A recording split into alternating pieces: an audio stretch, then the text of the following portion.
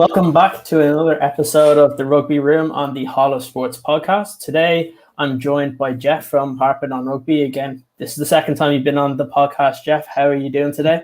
Not too bad at all, thanks. Yeah, second cap. Looking forward to having a chat. Yeah, thanks for having me on. Yeah, absolutely. And it's your maiden voyage, Owen, on the podcast. How are you doing today? I'm good. Yeah, making my debut here today. So looking forward. Hope there's no initiation ceremony afterwards now or anything like that. Not at all.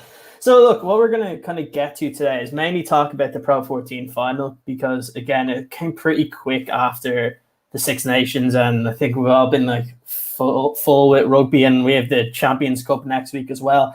But what I wanted to start on before we actually look into the actual game, and I'll start with you, Jeff, is in terms of the rivalry between Munster and Leinster, what does it actually mean for you as a fan when you see that the game against Munster is coming up?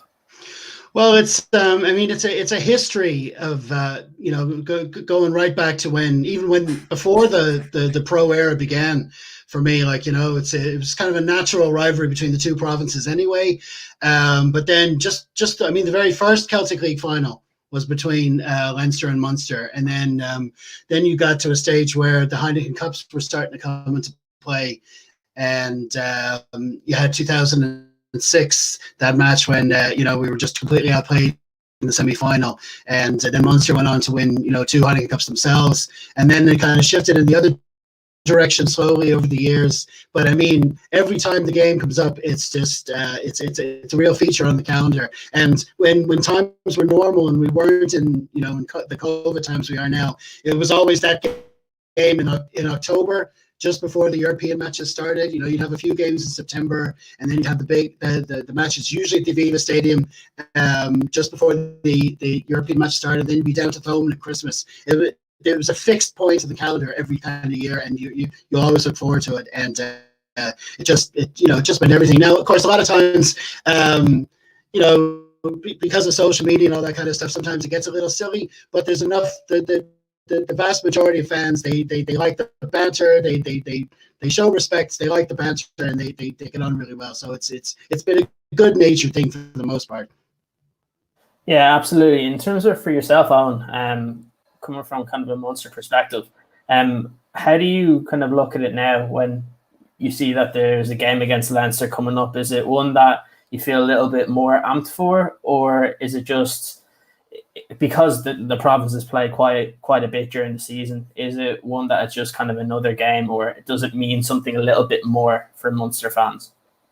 Well, I suppose, to me, I think there's always been the rivalry, as Jeff has said, and I think that, with the history and neighbours and sort of thing, it's always been there. But I think things have transitioned since sort of pro rugby began. If you take it that far back, I mean, you started off where it was, you had maybe 10 years of Munster somewhat dominance within it. There was some Leinster in it. I think you've got to a stage where now it's been Leinster dominance, and I think you've also got to look at what's happened within the league overall in terms of it being diluted, because we've gotten to a situation whereby they were the big games of the season. Certainly within the Celtic League, they were the big games.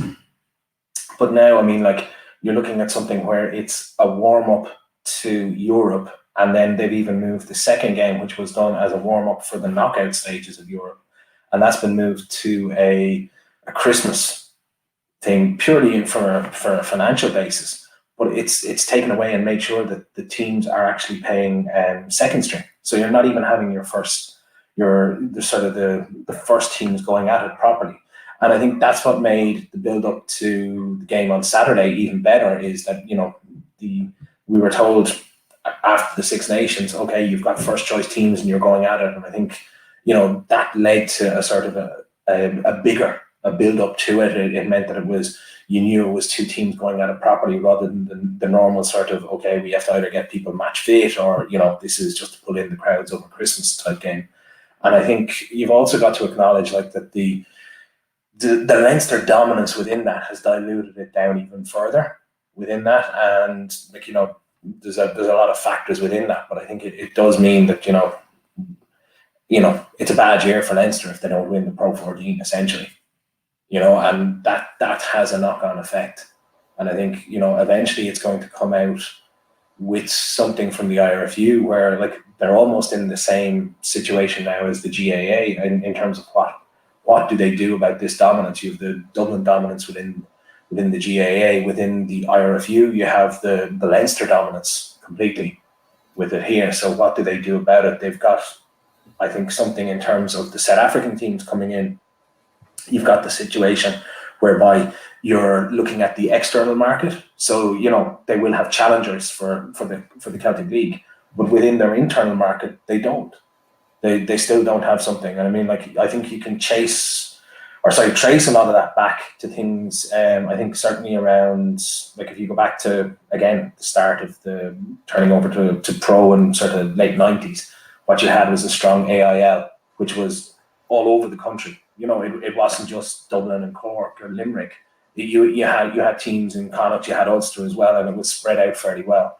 But what you need to do, or what happened then was, once you got into the sort of the early noughties and sort of mid noughties, it moved everything into the academy structures. So you took out that pathway through for players, and what that did was give I'm sure it wasn't by design, but what you're talking about then is moving it over to something that it comes out of the public schools. You're also then talking about the socio-economic factors going on in terms of things like the Celtic Tiger and the money coming in, and you've got it based on private schools. And, there's no denying that, the other provinces can't compete with what are effectively so many sub-academies coming through. And what the IRFU haven't done is replaced that sort of the pathway that they took out in terms of the AIL when they deprioritized it. And there's not enough left. There are things that they have done around sort of the youth structures and things like that are going through, and they'll come through in bursts, but it's not going to match that. If you look at the difference between maybe, say, someone who's coming out of a tier 1 school anywhere, compared to it, who has the gyms, who has the fitness classes, the strength and conditioning coaches, even at these levels, versus someone who's coming through club rugby, who's maybe training twice a week. The difference is in being prepared to transition into full-time rugby, professional rugby. It's going to take them 2-3 years to even get up to that sort of level, versus someone who can walk off. You look at someone like James Ryan. Someone like that is not going to happen necessarily out of youth rugby. That's just not going to happen, and that's the big difference. And I think the IRFU are going to be left with a big decision to make in a couple of years, because I think it's going to impact their revenue streams potentially if this continues on, as to how they go about that. Because if this rivalry continues to dilute and sort of die out, what happens then? Are they going to, they're reliant on the provinces at least trying to partially fund themselves through ticket sales. And if you can't get the crowds in for these bigger games, then that's where they're in big trouble, I think, between the inter-provincial rivalries. Yeah, it's a really good point, because we did see that shift to try and get the more kind of academy rugby and get some of the younger players coming through. And we've seen, as you mentioned, some of the dividends with that for the Leinster academy, where you are seeing when one of the older players goes off, that somebody new comes in, and you've seen kind of that development. We've seen it recently with James Ryan. You've seen it with some of the injured players at the moment, like Max Deegan, Dan Levy. All them came in and were very successful about their province and some internationally. But it is an issue, because you do look at it, and primarily I'll look at Leinster because I know a lot about kind of the school rugby there. But yeah, there's the same couple of schools that are the toughest and have basically this factory of players all the time, and that kids want to go to those schools because they know that they win and they know that they'll get that kind of training.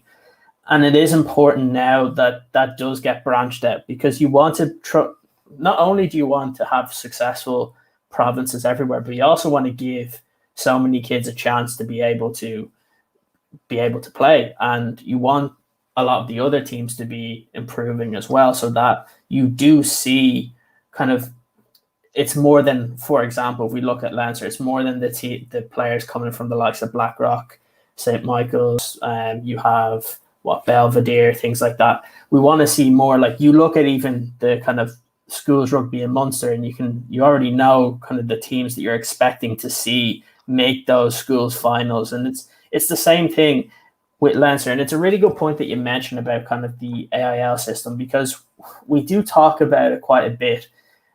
But the other issue is when you look at it, you have teams like UCD that are in it, which is basically where you see a lot of the players that aren't at the level to start for the Leinster team kind of go off and play for UCD. It becomes an issue for other players to be able to get through. One question I wanted to bring you on, Jeff. Personally, I think Leinster, in terms of their academy structure, have done it very well over the last probably 6 or 7 years in bringing players through.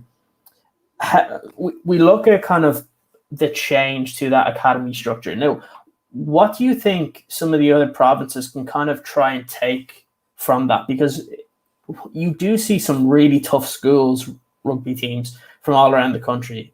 I know from the fact that I've coached teams, and you come up against teams, whether it's in Munster or Connacht, then you look at some of the players and they're really good, and then suddenly you're not seeing many of those players actually get their chance and go through.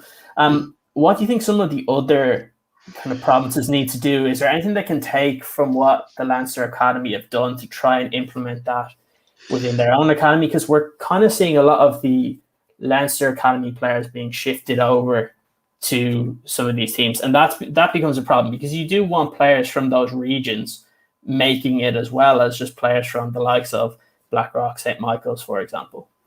Yeah, I mean, I think Owen hit the nail on the head when he said that it's the AIL that can be that it's a problem that definitely needs fixing. And of course, it's not that easier now when you've got a situation where the AIL teams aren't playing at all, and so that's been put everything back even further. But what was happening even up to then, I mean, the ideal scenario was, I think that the IRFU envisaged when we went to the provincial system going into the Celtic League, was that you'd have your provinces playing Celtic League and Heineken Cup rugby, and then the players that weren't getting into those teams could play in the AIL, and that would elevate the AIL that way. But it just hasn't worked out that way. For one thing, Ireland has been so dominant in the Pro 14 that it's got to a stage where it's not just Leinster now. I mean, a lot of the provinces are almost using their Pro 14 team the way they were going to use the AIL teams. And those players are being brought up and they're being introduced to top flight rugby that way. And which is again leaving the AIL teams behind, whether they're playing or not. So if you had a system where they made attempts, they changed the format of the AIL every other season. They've tried to get this meritocracy division structure, Division 1A. But the problem with that is you need all the provinces to have at least 2 teams in that top level playing the top rugby, so that when their players aren't playing in the Pro 14, they've got a top level competition to play in, week out. But it just hasn't happened that way. I mean, you need a team like Buccaneers playing in the AIL top level. You need teams from Ulster as well. You need teams representing all 4 provinces playing at that level. But you've got but there's also been pushback from the provinces in that they don't want their players going to these AIL teams. They want more control. So you've had this compromise of the A team, the British and Irish Cup as well, and the Celtic Cup as well. You want them playing for their A team. So there's that kind of pull between the 2 levels, which it kind of ended up. The IRFU needs to make a decision on something. And for me personally, I would say elevate the AIL, create maybe a top tier that covers all the provinces, that might even get a TV deal somewhere. Wouldn't cost that much to get more TV exposure week in, week out, and have those players shown to the nation on a weekly basis. So if you can have sort of a national, an island-wide plan that could raise the club game in all provinces, then maybe that could help bring the younger players through. Yeah, it's something that I've always been talking about, especially over the Six Nations, because you look at some of the brilliant players that you see in the English team that they're able to bring through, and even some of the players that weren't selected. And the one difference I always get is the fact that there's so many different teams within the Gallagher's Premiership that if one player doesn't work out one, they can go to another, and there's so many competitive teams now.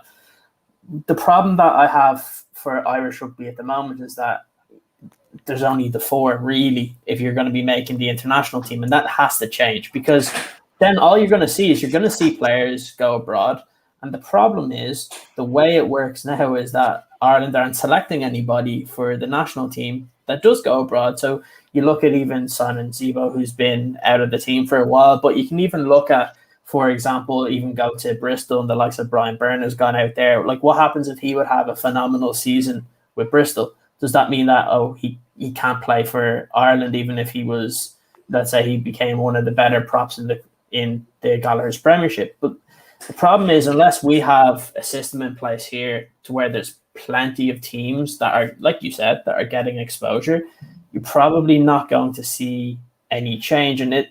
And unfortunately, that's where I guess I'll come to you, Owen, now, where when we talk about this rivalry, it's kind of hard when you look at it that, is it as much as a rivalry as before? You've mentioned it that most of the time they play, the starting teams aren't playing. And then also when one of the provinces goes 10 years without winning a trophy, especially a team like Munster that, I don't know about you, but when you look at about 10, 15 years ago, you expected Munster to be challenging for European Cups, to win the likes of the Pro 14, or at the time would have been the Celtic League. So what do you think needs to change? Is it so much that we need to get some sort of competition where there's just more teams so that more players are getting the chance to play? Because as a Leinster fan, it's the one thing we always hear: why can't a player come through to the Irish team? Well, they don't get to play enough. And I think, like, what we're talking about here is, I honestly don't think there is a need for more than four teams at the moment. I don't think we have the player base for it. But what we don't have, and I think is badly missing from this, is, it's badly missing from a professional side, and I also think there's a huge need to separate the amateur and the professional game, because I don't think you can have the likes of, say, and I'm trying to think, like a Dan Levy coming back from injury. Dan Levy should not be going back into the AIL and playing against amateur guys. Even like I still can't believe that you'll get it from an insurance perspective, right? Like you have something like that, right? And I mean, like you hear about the stories about, like, going back. I remember back around 2004, I think it was maybe 2004, 2005. David Wallace came back from an injury from Munster and went down and played for Gary Owen J3s. Like, imagine waking up, have some Saturday or Sunday morning or whatever it is, you've had a few beers the night before, you're going out and suddenly it's David Wallace playing at 7. That sort of thing isn't on. And I think you have to, from a pure safety, and we're talking about concussion and HIAs and all the stuff that goes with this, that has to be separated out. And the one thing that is consistently missing that I see that you look at everywhere else is there's no A-League. There is no Celtic League, Pro 14 A-League. If you have a proper structure, it doesn't have to be a full A-League that goes in there, but if you have a proper structure that can be done, it could be done internally as a sort of a semi-pro put on top of the AIL. And as you talked about, Jeff, things like, or 2 teams in each province at least, or moving around that it's structured properly. You can have it in there, but it also creates that level underneath that guys are playing regular rugby. They can show what they're able to do, and that the provinces can go in and dip in and out of as they need. And then you can pull it out. And you can pull players out as you need them, put them onto short 3-6 month contracts, bring them in. If you do that, you can also, maybe you still can have A games where you can bring people up. You run them through your provincial sort of systems in terms of defence, attack, lineouts, all those sort of things that get it going. But you can't survive on the AIL structure as it is now, because as you've talked about, with promotion and relegation and things like that, you can't afford to have 5 guys sitting in a club and suddenly they're demoted down a division and they're not playing in a standard good enough. And that's what will happen. And, it may not happen straight off, but it will happen. And you have to move along with that. And I think if you can have that level underneath at the sort of an A level where you can pick guys in and out of the teams, even from an IRFU perspective, if you fund that, you can potentially drop some of the costs in terms of the senior squads because you have the guys underneath it. And ideally it would work with something like you do it with the Welsh and the Scots maybe to start off with, and you have a sort of a British and Irish type A league, or you could even do something with the Gallagher Premiership and sort of to have competitions in there, but we need to get more games with that. In terms of Munster and the 10 years and thing, look, that sort of links in with the Pro 14 final again. Munster, and I've been banging this drum for the last sort of 12, 18 months, Munster don't have a tight 5 to compete with Leinster. And that's the biggest problem with them. and they don't have a tight five to compete with the very top level in Europe either. So when you're talking about it's Leinster, it's Racing, it's Saracens, it's those type of teams. We're not going to go up and beat them. You look at the difference. I mean, there are very few teams in Europe or anywhere that I can think of that have two tight heads of the quality of Porter and Furlong. And we're not talking about just scrummaging here. We're talking about guys that can play ball. They can carry hard. They're really, and what I call about heavy carriers. So these are guys who are not just taking the ball in and going to ground. These are guys who are accelerating into contact and taking 2 or 3 players to stop them. They're able to move. They're able to pass the ball out the back. They're complete players. Munster within their tight, and I would say particularly within the front row, don't have anyone close to that. Kilcoyne is there as a heavy impact carrier. Okay, he hasn't really been fit over the last while and is only coming back to playing, but there is no one else there. I think you have the likes of John Klein, who is hugely physical, but again, I wouldn't put him down as a sort of a heavy carrier. He's the guy, I thought Klein had a really good game on Saturday. He really put himself about physically and stopped Leinster on the game line. He was one of the few who could do it. But we saw that he's just not a ball carrier, and that's fine. You can carry guys like that within your team, and you need them, but they have to be supplemented. And Munster have tried to do that by having 2 big centres and trying to get as many big ball carriers into the back row to do that. But until they address the front row issues, I don't think they're going to really challenge for that again. And they have options coming through, but it's going to take time. I mean, I think you have Salanoa and Knox coming through at tight head, and you've young Wycherley coming through at loose head. And while we've seen stuff from Salanoa that he can carry and he can do it at this level, I mean, Wycherley has shown he can scrummage at this level against probably the very best, or up at the top level of it, certainly. But I haven't quite seen him, and he hasn't had too many opportunities, to be fair, either, but I haven't seen him have the same impact on the ball as he's had with the under-20s. And when he was playing with the Ireland under-20s, where he was excellent. But if he can develop and bring that to his game, then I think Munster have it. The one thing that Munster are lacking is a hooker. And again, it's been an issue to get a hooker of someone, again, like Kelleher. And I mean, it's taken Leinster, with their production line and everything else going through, it's taken them, maybe 10, 15 years to get a hooker of that quality coming through. And it's something that, I don't know, we can't seem to get, is a big ball carrying hooker who can get the basics and get the throwing right. But you look, I went back and I rewatched the Pro 14 final. I would see the entire difference of that game going down to the front row. The Leinster front row and replacements won that completely, because as anyone who has played in a match, if you don't have a platform and you don't have go forward ball, you're at nothing. You really are. It makes the game so hard to do. And I think until Munster look to address that seriously, and whether that's through the guys coming up, maybe changing guys from into position. There was talk about, would John Hodnett move into hooker at one point, I think, in his development. I mean, this was a while back, but I mean, you're looking at guys like that. What are we going to do? How are we going to do that? And at the moment, I don't see it, and I don't see them necessarily addressing that as a short term. So it's looking like a longer term project for them. Yeah, it's a big issue that we have at the moment, because, like you mentioned, within Irish Rugby, even with Leinster, it was a while before we saw that kind of hooker that you look towards the future at, that is going to be the one that can take over. And the one thing that I've been impressed with Ronan for a lot is that he wasn't really expected to be coming in, to be playing for Leinster, to be playing for Ireland. I remember, 2 or 3 years ago, where he just got kind of brought into the Leinster side, and it was more of as other players were off on international duty, and he kind of proved himself that way. And it kind of goes to show, again, players need the chance to play, because if they don't have that and they don't get that experience, they're never going to be able to build on anything. It was the same thing we looked at the likes of when Jordan Larmour came in, when Hugo Keenan came in. They took their chance and they got to stick to it. But if players that come in, let's say they don't have the best of games, the first couple of games, they should still be able to say, well, there's enough games here that I'm going to get to play.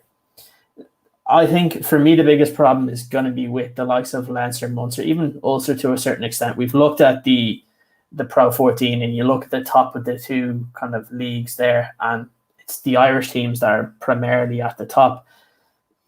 for yourself, Jeff, do you think that there's going to become a point in time where Leinster are going to be like, look, we need more competition. We can't go a whole year and just play a really good English team or a really good French team in the Champions Cup and that's it? That they're going to, at some point in time, they're going to have to try and find a way to get more competitive games, because they really don't get enough in the Pro 14. Like, the amount of times you see Leinster putting up 40, 50, 60 points on teams, and that doesn't really help either, because the one problem you've seen with Ireland for a while is that some of the young players that are coming in don't actually know how to win. So that when they're under pressure, how do they deal with that? Because if you're playing and every time you come on, your team's winning by 20 or 25 points, it really doesn't build that character that you need for international rugby. Because look, at the end of the day, that's what we're trying to build some of these players up for, to kind of circumvent and bring them into the international team. Well, we saw it last season, didn't we? I mean, Leinster won the 2020 Pro 14 final against Ulster, and then having won every other game before that, but then straight away the following weekend, Saracens came and just were waiting in the tall grass and just did a number on us, like literally from the kickoff. And it was just a totally different display, and we weren't able to react when someone was coming at us and knocking us off our game from the kickoff. So definitely the idea would be to have an overall standard.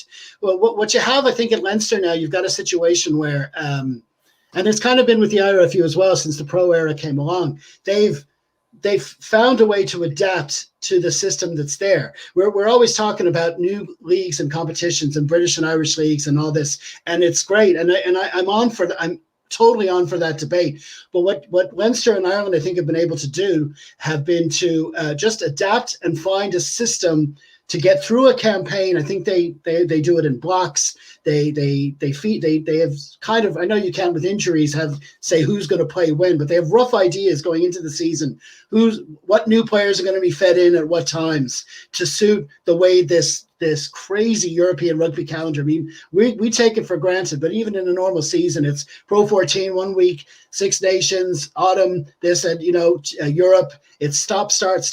But I think both Leinster and Ireland have found a way to deal with that in a way. But like you say, it doesn't always work. You get too used to get a run of games that are you just winning too easily. It's not helping you. It's not helping you when the bigger teams come along. The ideal scenario is always going to be that you want to play the top level. You'd like maybe a premiership of European rugby, all the best teams in one league playing throughout the season. That could be an ideal, but you'd have the people who run the Premiership, the people who run the top 14 won't be happy with that because they want their leagues to be exclusive. So that's probably not going to happen. You've got, every debate, every solution people comes up with, it kind of gets stopped in its tracks. So you're left having to make do with what you have. And I think Leinster they've just cracked on. They've Lancaster and Cullen and the coaching team there, they've come up with a way of playing. They instill it into their squad. They used 53 players for this season, and even though it was a shortened season, they've instilled them a way to play rugby. They know that whoever can come in, slot out, go in from injury, come in from test duty, whatever, and still play the same way and slot into the game plan, and they can still do it. But no, definitely the idea would be to have for all teams to be playing at a higher standard week in, week out. And I think it's interesting what you said there. Sorry, Ciaran. Like in terms of that, I think like what you've got Leinster standing up like way above everyone else, but then you've got, as we've talked about, you've got that second tier of the Irish sort of teams within it, and like that in itself is not good. But for Leinster themselves, that puts them in a very difficult position, because what you're looking at there, and I was looking back at the stats because I was trying to see, like, and I was trying to look for them earlier on, was the 22 entries from the Pro 14 final. Like, I couldn't find them, but because I was looking at Munster's defence, but I started looking back at some of the stats, and over the last 2 seasons, Leinster played, I think it's 43 competitive games within that. 9 times they've been kept under 20 points, right? Now, you strip the Munster games out of that, it's 10%. So 10% of the games that they're playing, they're being kept under. When it comes to Munster, you're looking at it's 80% of the time. And Munster have a defensive setup and a tactic that goes in there and can limit how Leinster play. And I think there is a problem then for Leinster when they go out to play the other big European teams, or even as we saw, I think, within the Pro 14 final, that it gets to a point where Leinster had, was it 64% possession and 71% territory or whatever it was within it, but it was 60 odd and 70. And you're looking at it, but yet they've only scored one try.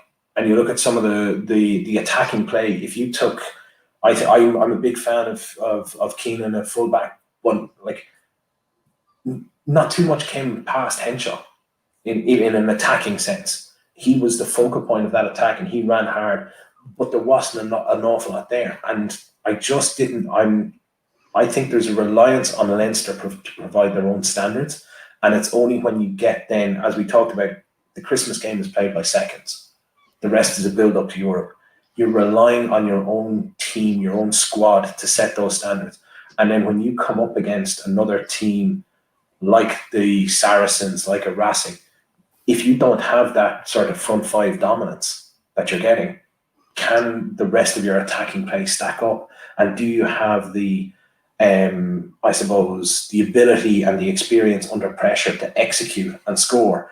And I wonder if some of the step up that we have seen and some of the issues, say like James Lowe, who has had with Ireland, is a difference that he's just not used to playing behind a team that is not getting that sort of dominance up front and the space and the time to react.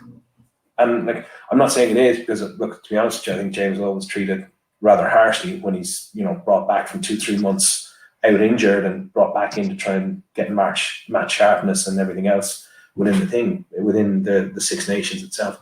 But I do think there could be something within that, and I think it's credit to the likes of Lancaster and Cullen, etc., within the Leinster setup, that they've still managed to do that going through it. But I think the template is there and has been set for a couple of years now as to how you take on Leinster and how you beat them, in that you get sort of parity or better at scrum time, you attack their line out and put their throw under pressure, and then you just keep them back inside their final third. And I thought the big tactical difference that came with the Pro 14 finalists, Munster came to play the exact same tactical game that they played back in September, which is you kick the ball, you put it in behind them, you put them and you force them into their own half, and then you try and play and keep them down there and make mistakes and keep the scoreboard ticking over. That's the plan.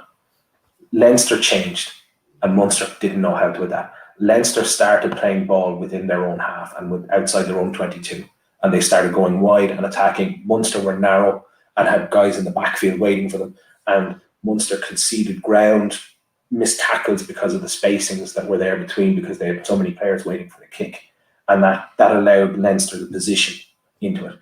But I think the template is still there. Leinster looked to be evolving. I don't think Munster were. I expected Larmour to be put under enough up and unders that it looked like Johnny Sexton was kicking him during the Six Nations. It was, but I don't think Larmour had to take one high ball all day. But I mean, that's got to be given. Well, he had one, but he let it bounce. He had one, but he let it bounce. And he hit the top of my head. I'm like, what the hell are you doing? But it worked out for him in the end, But you're absolutely right. That's there was I think both defenses were strong on Saturday, and it was you look at Munster's lineup, and just going into it, you got your Ty Burns, CJ Stenders, Gavin Coombs, Dale Ende. That's you have to have a plan to get through that kind of defense as well. But I just think, like you say, Leinster were moving it around a lot more. I think their halfbacks were just they were quick to the ball. I think personally, I thought Ross Byrne just had this extra incentive. He knew he was going to be handed over to Sexton at one point, and he wanted to do that with the lead. And I think that's another reason why he was determined to come back on when he got the chance and take that kick and stuff. I think he was extra fired up on the day, especially when he's got his little brother nipping at his heels as well for the team as well. So he had that extra incentive. But it was it's the tactics that make the team stand out. But Leinster just had the edge on it in the day. Yeah, I think the one thing that you brought up on that I think is definitely it's a big thing, is the whole idea of a team evolving, because I try and compare what's happening in the provinces to what then can happen at the national level. And the one thing that we kept hearing all through the Six Nations is that Farrell wants the Irish team to be able to think what's in front of them and not be so rigid like we were when it was with Joe Schmidt that was it was all to do with your tactics, that you know exactly what you're supposed to do. And I feel like with Leinster is that they kind of knew what Munster were going to try and do to them, and then they knew they had to change it up a bit. And the problem is when you have teams that are so focused on one tactic and then something else happens in the game, if you can't then change on the fly, because look, they're all professional players. They should be able to realize when something isn't working that they're going to have to try something else. And unfortunately, if you asked me how I think Munster are going to play before the Pro 14 game, it probably would have been exactly the way that they played. For Leinster, I always say, well, it depends what Leinster team you see. Now, I think overall, when you looked at the game, and I'll say here, my thoughts before the game, I wasn't too sure. What I thought before is that if Munster are going to stand a chance to win, they needed to be leading before Leinster were going to start to bring in some of those reinforcements off the bench. Because you looked at the two sides and you saw a very strong bench from Leinster, and you saw Munster pretty much playing their strongest team from the start. And for me, I thought that Munster really needed to try and get into a lead by the good defence. Any mistakes that Leinster do make, you need to capitalise on. And I don't think that they did that enough. But the other problem that, which I actually didn't expect, I didn't expect Leinster to be as dominant in the game as they were. Because as a Leinster fan, and this is every other time that we play against Munster, there's always those kind of moments in the game where you start to get a little bit nervous.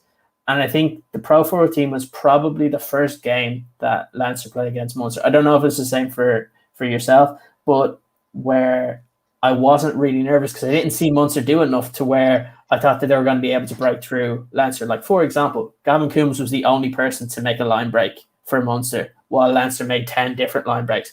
That's a big problem when one of your youngest players is the only person that's able to do that.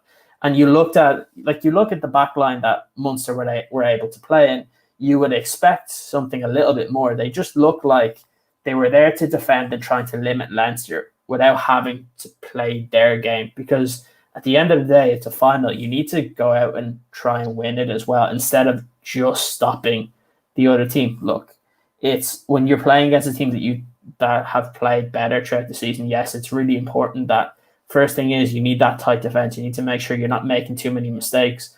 But then as the game goes on and it's still pretty close for the majority of the game, I expected to see something out of Munster to where it looked like they were going to threaten Leinster. But I didn't feel that as a fan. And you started to see, I think, some of the Leinster players that they became fairly confident in their defence, that they started to try and expand the game a little bit more. And probably they're unfortunate not to score more points. I know I've seen a lot of people say that the scoreline actually flattered Munster, that was only whatever it was 16-6, when it could have been one of those games where Leinster scored more than 30 points, because while they only scored one try, they're pretty much over two or three other times, and it was unfortunate. But in terms of the game, I'll go with you, Jeff. Did your expectations before the game, did the game give something different to you, or did it kind of play out the way you expected it to from the start? I think you're right in that we kind of knew what way Munster were going to play. Not only just tactically, but just how much it meant to them, and there would have been the extra emotion from them coming for it, because they knew the fans wanted a trophy. Obviously, they always want to beat Munster, but it was just that it'd been so long since they'd had a big win in a match like this so we knew that they were going to come at us. We knew that I was expecting Peter O'Mahony to be fired up after the way the Six Nations went for him, and just all throughout the team to lead the team out there and get from the start. The question was how Leinster were going to be ready for that. If we allowed them to knock us onto the back foot in that first 10 minutes, the game could have gone much differently. And I think and so my expectations were that it depended on how we started.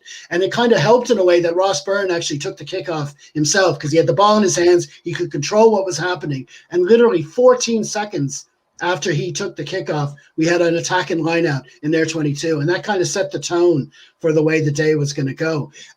Just going back to what you were saying about evolving, I mean, that's another key word in rugby, in the world of rugby at the moment. You talk about the need to evolve the way you're playing. Look at Ireland in 2018 and look at Ireland at the World Cup in 2019, just where we went from one to the other. We were playing a certain way. It was beating literally everybody on the planet for a whole calendar year.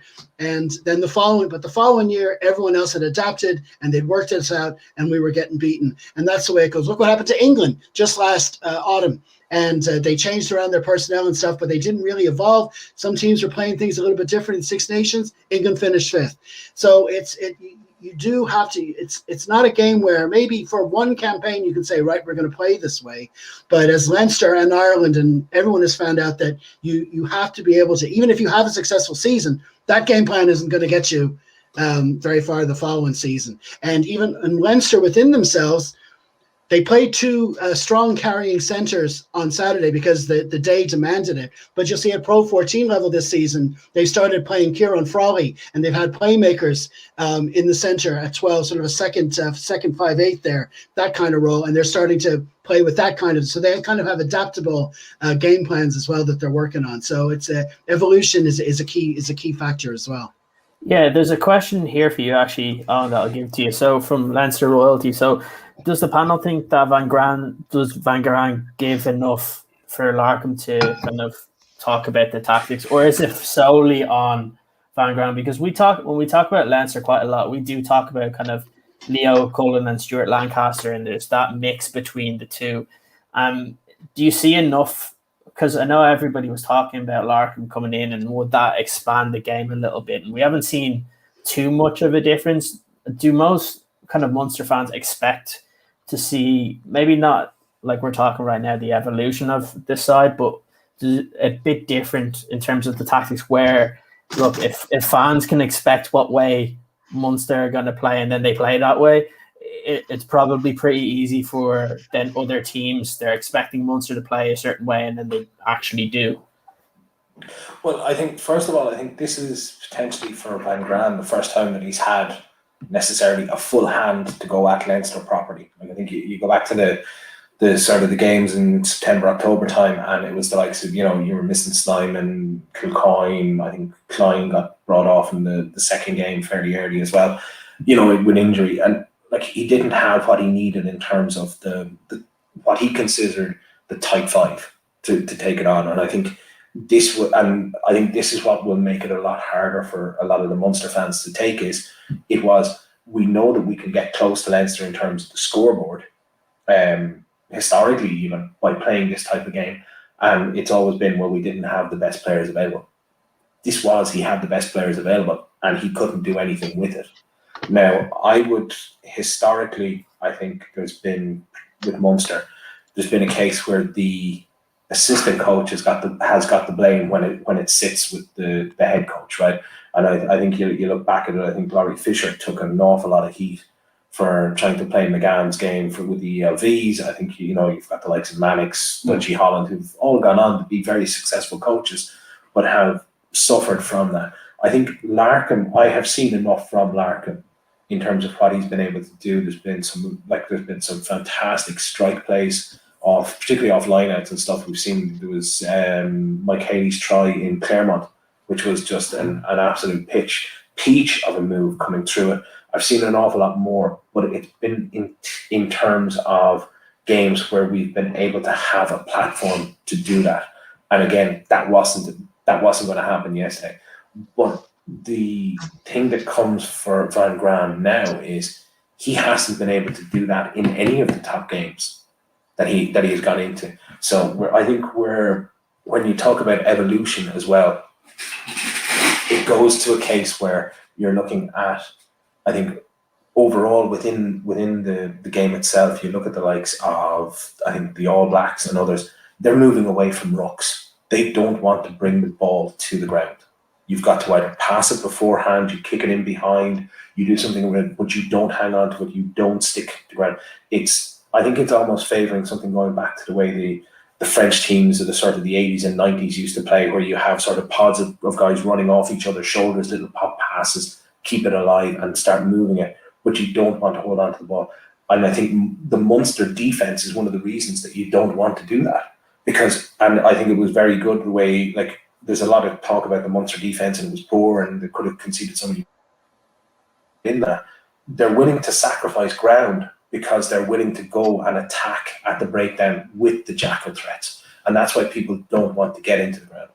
What Munster are failing to do then is they've adapted that in terms of their offence, but they're still playing too much off 9 in terms of attack with one-out runners and very little variation in the big games against the bigger teams to allow them to do anything with it. Now, I think some of that's platform. I think some of it's designed by Van Graan. I'm willing to give Larkham more of a pass on that in terms of what he can do, because I've seen what he could do. And if I go back to last season, what he was actually doing with the team before the internationals came back from the World Cup, from the World Cup, and then going into sort of the season again, going through it. I mean, you're looking at a situation whereby they were playing very good. They're starting to add these sort of tip-on passes, the pods moving in 3, the pull-back passes, etc., to the backs, and that's starting to appear. But it's once the internationals come back in, that seems to be limited. Now, I don't know how much of that was down to sort of to game time and all sorts of getting through to sit into that, but you've had that period sort of nearly 12 months ago now where they had the downtime due to COVID, where they've all been training. They should all be under this, but it's not coming through again. And I think you look at, even when you were talking about Farrell is playing the exact same game. He's playing a game off 9, occasionally goes to 10 and kick it up and up and under, but it's based on the dominance of the front 5. If you look at anything that we've done, the only 2 times that we looked in any way capable of playing ball, it was against Italy and against England, when we got dominance up front. And it feeds from that. If we can't get that dominance, it's the same with Munster. If you can't get that dominance, it all starts to break down and look very ugly. And I don't think Ireland could do an awful lot about it. It's about who they face up. I don't think they're going to win much the way they're playing with Farrell's style at the moment, unless Cat evolves it. And we can talk about sort of players, playing what's in front of them. But I mean, you can only do so much. Something has to change. If the coach can't get the players to see his way of playing and do something about it, even when they're on the back foot, then something has to change. And in international rugby, that doesn't tend to be the players too often. And I think once you go to provincial level with Van Graan, I think if he doesn't win against Toulouse on Saturday, he's under huge pressure then, because, you go out at home in we'll call it a sort of a fake quarterfinal, so to speak, with the year that's in it. But I mean, like, you do that, you lose in that sort of manner to Leinster, and you're suddenly going to say, okay, well, what exactly is he bringing to the game? Yeah, it's an interesting point, because one of the comments that kind of came in to see if Larkham, if his influence gets diluted in kind of some of the big games. Do you see that as a Munster fan?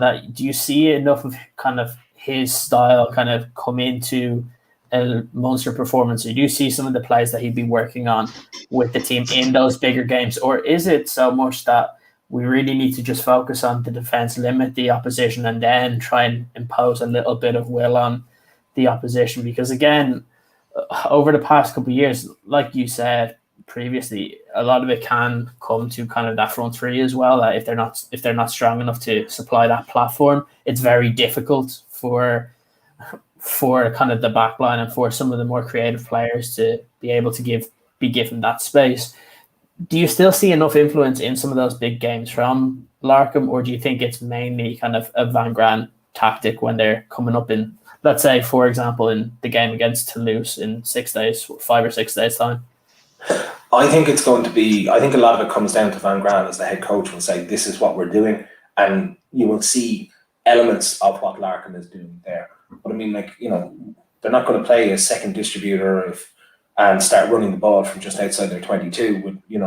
They're going to stick what the game plan is, which is, kick the ball, get deep, and we'll start playing once we get inside the opposition half. And I don't think that's necessarily, I think Van Graan has it's very much in terms of tactic wise, I think it's very close to almost like the Blue Bulls at times. You're going to, when you're in your own third, you kick. When you're in the middle third, you might go through a couple of phases, feel it out, see how it goes, and then once you get into the final third, you start putting the hammer down. Same as Leinster do. And one of the reasons I was looking at the sort of, we talk about things like that, I was looking at the 22 entries, was I was trying to see what was Leinster's 22 entries on Saturday versus what they were doing in the rest of the league, because I thought the Munster defence stood up to it. But where Munster have been extremely poor is they can't transition from that defence into attack. When they get those turnovers, they can't sort of go move it and get straight into attack and go and counter-attack from there, or even when they're winning the penalties and kicking them, they're not getting that field position and sticking with it. And they've got to find some way of doing it.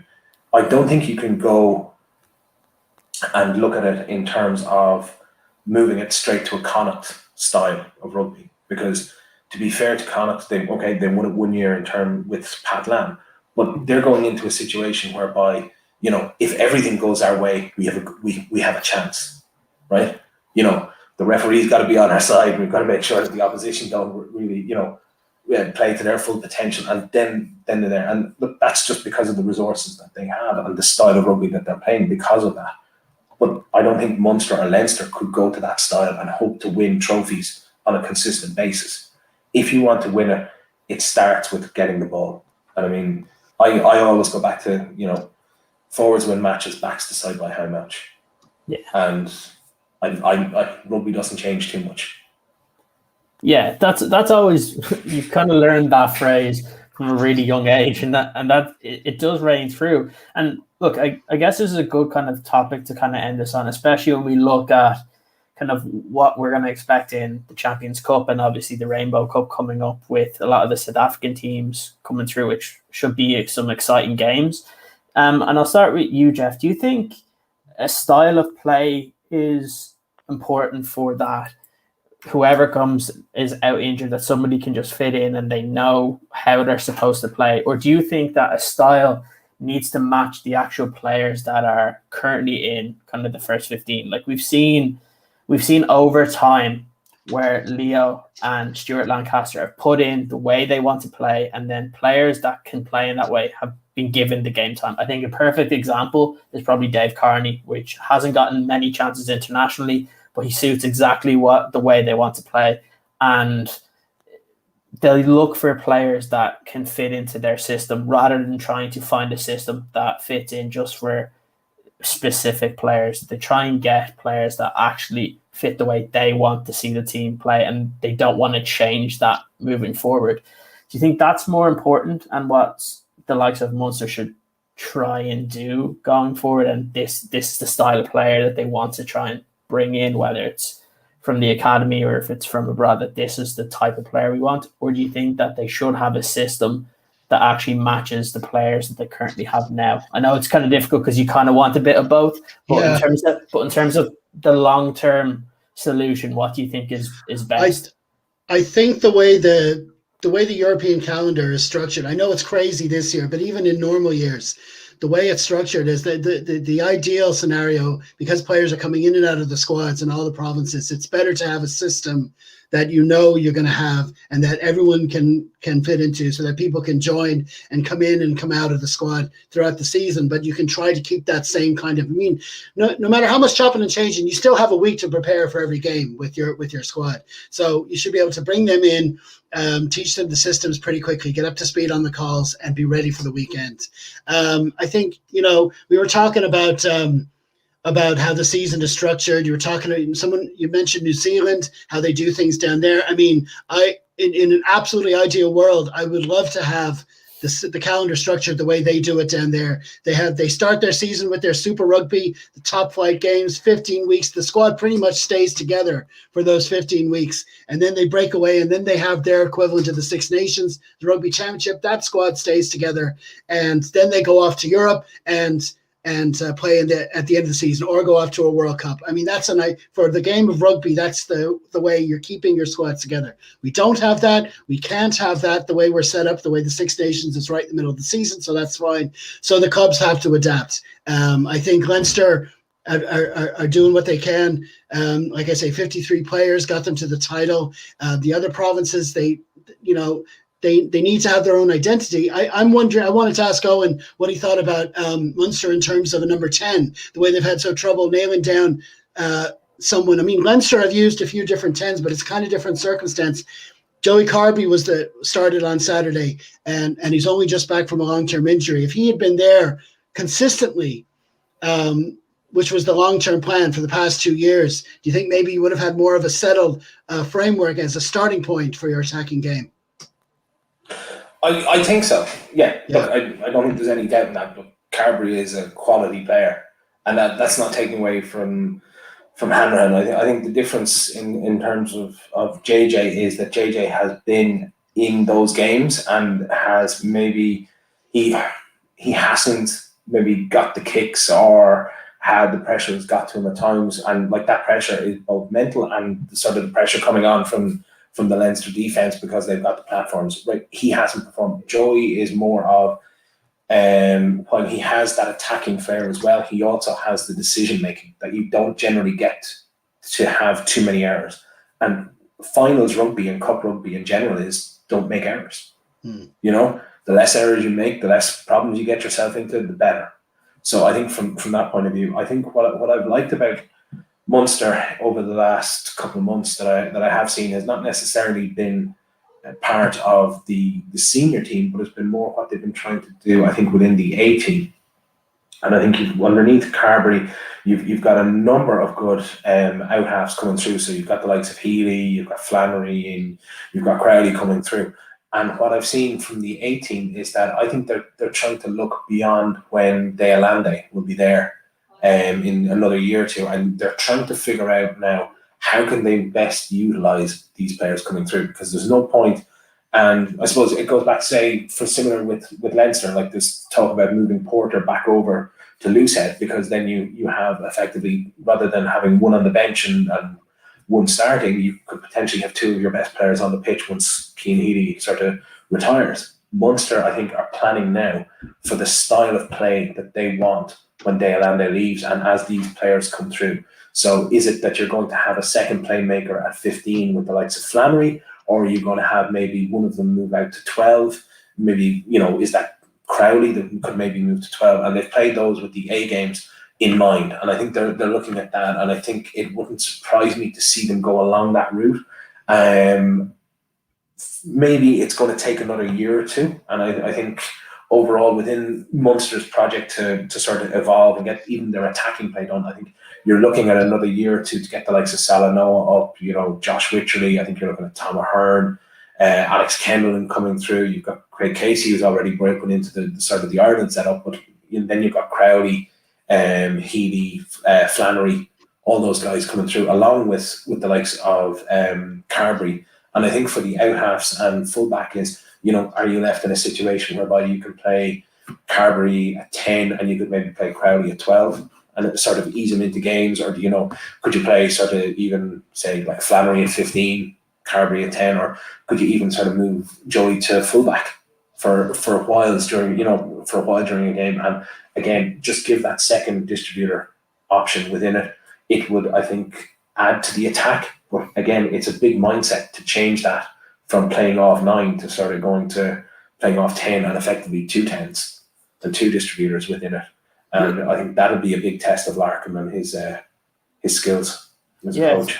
It's an interesting one because you look back, I think it was the Wasps game a couple of years ago for Leinster, and Carby played quite well at 15. So it'd be interesting to see when those players do come up, how much different will that kind of backline look. The one thing that I often wonder is, we mentioned earlier that Van Graan will be under a significant amount of pressure if they do struggle again against Toulouse. That the one thing I would hope is that regardless of if it's Van Graan or whoever would come in next, that system that they plan on playing would still be there. And it's not that when a coach goes that suddenly there's a complete shift in how you want to play. It's a big thing, and it's really good to be able to talk about some of these young players coming through. It's always good I always enjoy it watching some of the Leinster games. You see some of these kind of 19, 20, 21-year-olds come in. I guess the best way to end it now, and I'll come to you, Owen, first, is we're going to just touch on kind of the two kind of sentimental moments of the game at the weekend. First with CJ Stander, in terms of, I spoke about him last week in relation to Ireland and how big it was, and you can see kind of the emotion that he had after the game against England.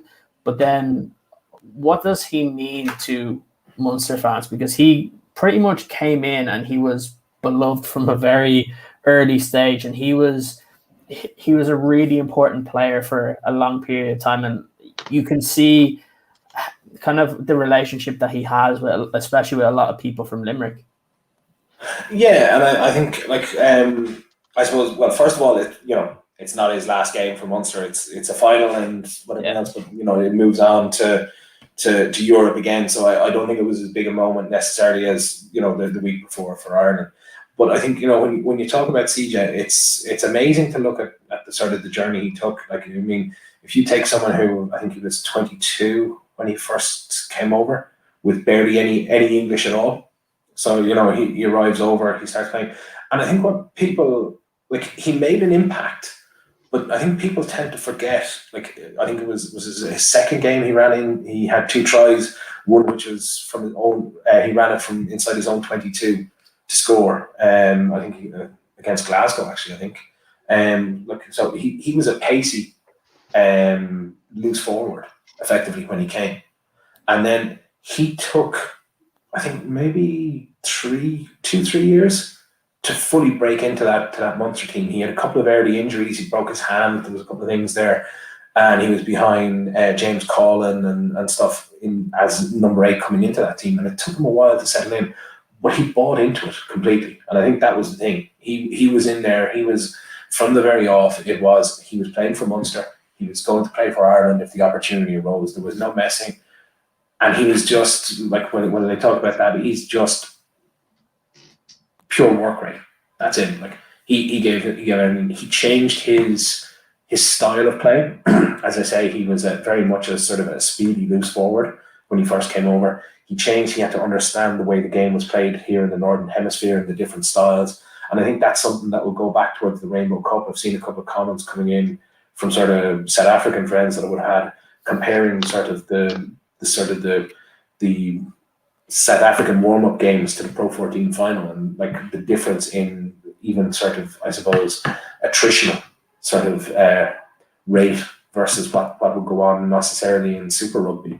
I think there's going to be big differences to that, and CJ had to learn those differences coming through. And then he became the big ball carrying number 8 and had played that role so much, particularly under Razzie. And then under Joe, he was the real go-to. If nothing else was happening, you just give the ball to CJ and he'll carry for you all day long, running it in. And he was durable. Apart from those, I think 1 or 2 injuries when he got early on with a broken hand and stuff, I don't think he ever missed a big match for Munster or for Ireland, so to speak. He just kept playing and allowed himself to be there. I only hope that he will get something out of it before he goes, whether that's, I'm not sure Europe is really a realistic goal, but maybe something out of the Rainbow Cup. But we'll see how that goes, and it'd be fitting for him to get that. But to be able to walk away at the very top level and sort of say, I'm going out at the top, not many people get to do that. Unfortunately, a lot of it tends to be sort of old age or injury drags you out. I think for him, and I think it's purely down to sort of family, and look, you can only applaud the guy for walking away, and he's still able to walk at this point, which is a good sight for a lot of modern rugby players. Yeah, absolutely. It's one of the best things to think about the kind of announcement that he was leaving is the fact that he gets to go off in his own accord and isn't forced to leave, because unfortunately that's how we see the majority of players now, that they either get a terrible injury that they just can't come back from. And for someone who has meant so much about Munster and Ireland, it's good to see that he gets to go off on his own terms. To kind of finish it up, Jeff, it was also a pretty big day for Devin Toner, who basically broke the cap record for Leinster. And basically, how much do you think he's meant? Because he came in at a very strange period for Leinster rugby, where he wasn't always the go-to guy, but he was always very reliable when he was used, and he was a very important, I think, player towards the end, especially for the likes of James Ryan. He was very important for him in terms of seeing how to become a professional, and we're starting to see the same thing for Ryan Baird at the moment. It's always really good when you have a player like that for me, he reminds me, he's not going to be one of those superstars, but you need those kind of glue guys in your locker room. And for me, that's what he epitomized for the Leinster team, is like how a Leinster player should carry themselves. And you have to hand it to him that he's played this amount of time, and for the most part, he's had a very impressive career for Leinster. Absolutely. I mean, just the evolution of his career has been fascinating in itself. I mean, he came up, was in around 2005, and he came through the system. Now, when he started, he was still very raw. He had the height. He played a lot of GAA as a kid, and he had the height then, so he was a superstar at that level. But when he came into rugby, the height wasn't going to be enough for him. But but it was more a case of, as he developed, it was who he was playing with. His first at Leinster, he got to play with Leo Cullen, he got to play with Nathan Hines, a bit of Brad Thorne. Then when he went into the Irish team, he was playing with Paul O'Connell, and his game just developed, and his physique developed as well. His technique around the park. He wasn't just there to pluck light outside of the air like he's picking pineapples. He was basically doing it to. He was his all-round game. You would have seen it on Saturday a little bit as well. If he had to play scrum half, he'd reach all the way down, play scrum half. He has to tackle. His overall influence around the park. And like you say, perfectly, it's gone full circle now. And now he's bringing the likes of James Ryan and Ryan Baird through as well. So these kind of players have been key. It was great that he had success at the top level as well, because I wasn't, for a while there, as he was coming through the ranks, I wasn't sure he could quite break through to being a regular in the Ireland team, but he did. He had some great years there with Ollie as well. And it's an amazing career, and he's still going strong. He's beaten the record now, and who knows how many more games he has in him. So he's been a great legend for Leinster. Yeah, absolutely. And it just goes to show that putting in that work, what you can kind of achieve, because like you said, he was very raw coming out back in whenever it was, 2005, 2006, but he put in that work, and you started to see him develop year on year. And I think you saw one of the down parts of his career is when he was dropped from the Irish team, but then you saw his performances improve for Leinster. So it's not one that when he got it down that he just gave up and decided just to not to push himself more. And that's one thing that I think is very admirable, because we do see a lot of players now, especially some of the younger players that come through. Not so much, I don't think we've heard about it so much with a lot of the young players in the Irish team, but you've heard it abroad where if they don't get their way, they kind of go back to their clubs and don't really perform to the level that they should. We hear a lot of it within French rugby, and he's the perfect, I think, professional. I think that's a perfect word to kind of sum him up. Just before we end, I just wanted to say thanks to both of you for joining me today. I guess first for yourself, Jeff, is where people can find some of your work. Yeah, it's harpinonrugby.net. We're on Twitter, Facebook, Instagram, have a podcast, but that's the hub. Just go to harpinonrugby.net. And the same for you, Owen. Where can people find some of your work? I'm mainly on Twitter at @OverTheHillProp, and you can occasionally find me in the Irish Examiner. Absolutely. Thanks for joining me today, guys. And just remember to subscribe to the podcast. So it's the HallOfSportz Podcast. Follow us on Twitter. We have a new app for just the rugby show. It's Rugby Room Pod. And we will see you guys next week.